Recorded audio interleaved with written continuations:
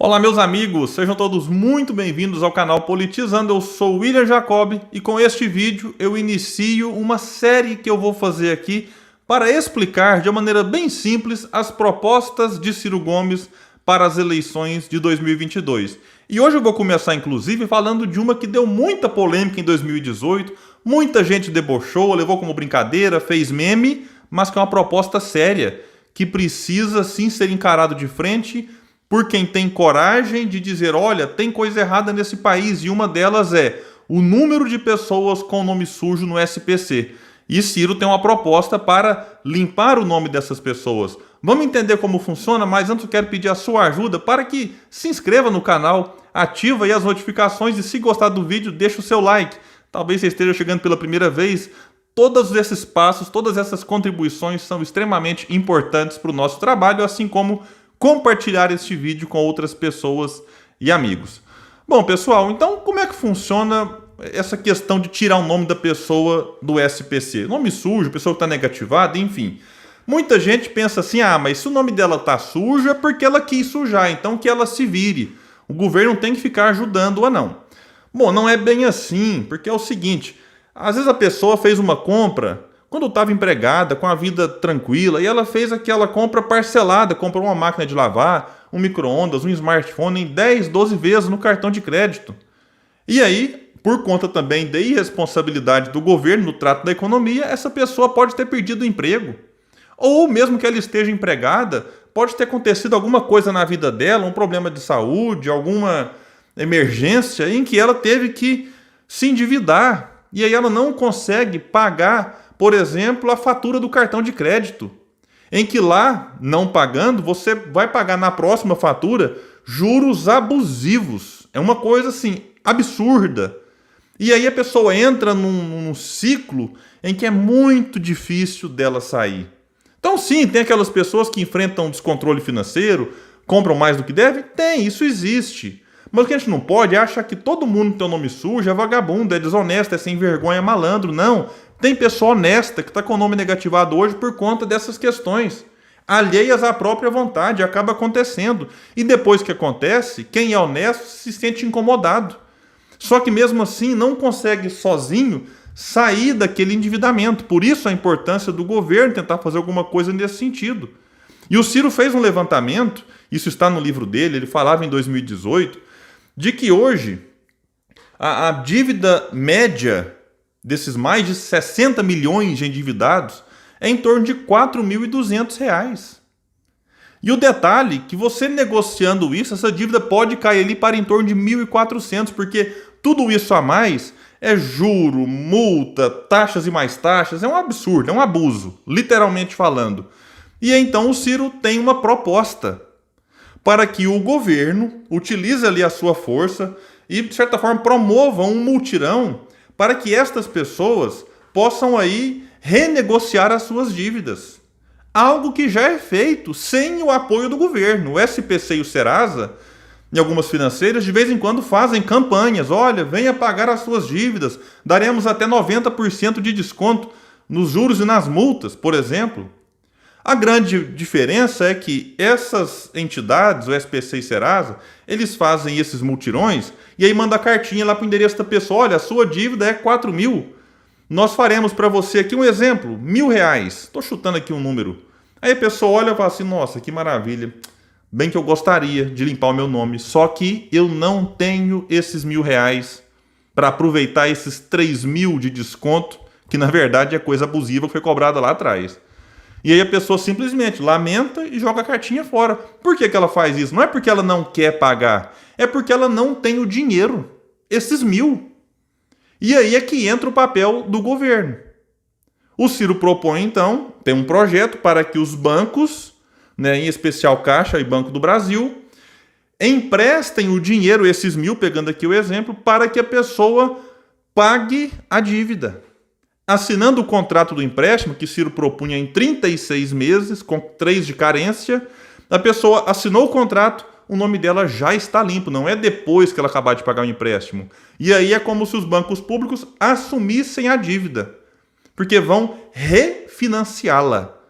Ah, então quer dizer que o governo não é que vai dar o dinheiro para quem está endividado? Não, ele não vai dar o dinheiro. Ele vai simplesmente emprestar para que ele tenha o seu nome limpo e agora a juros baixos. A juros, né, que a pessoa consiga realmente pagar. Parcelas aí, nesse exemplo que eu citei de R$ 1.000 a dívida, parcela em torno de R$ 40 por mês. E alguém pode pensar, William, mas se a pessoa está com o nome sujo e ela pega o dinheiro no banco público, vai dar prejuízo para o banco. Olha, não vai. Eu entendo que a preocupação é legítima, mas não é assim. Por quê? Porque para o banco emprestar para essa pessoa que está com o nome sujo, ela vai ter que ter alguém com o nome limpo que entre como avalista, o chamado aval solidário. E isso já é feito. O que eu acho interessante do Ciro é isso. Não é que ele está inventando uma prática da cabeça dele. Isso já existe. Isso é feito, por exemplo, pelo Banco do Nordeste, com o chamado Cred Amigo.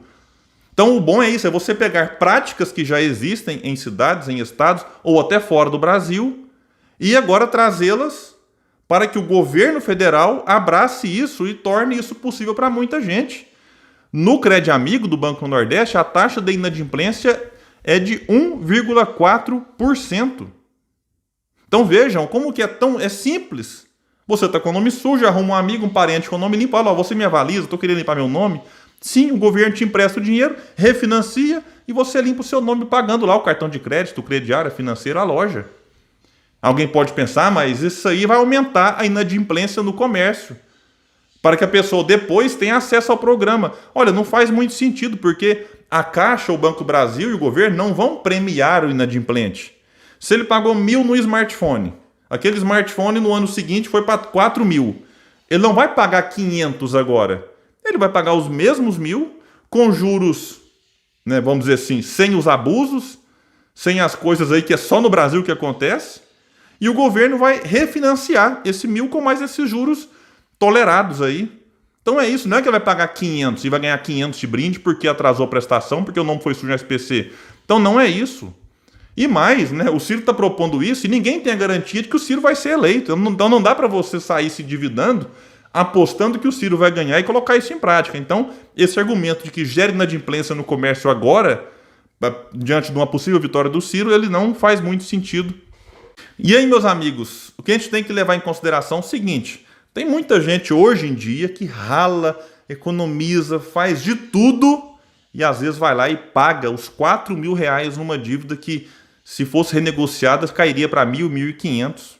Vocês têm noção do que é isso? A pessoa às vezes paga 3.000 de juro e multa. É um dinheiro suado que ela conquistou.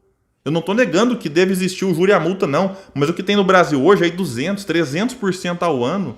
Às vezes a pessoa está ali precisando do nome limpo por algum motivo.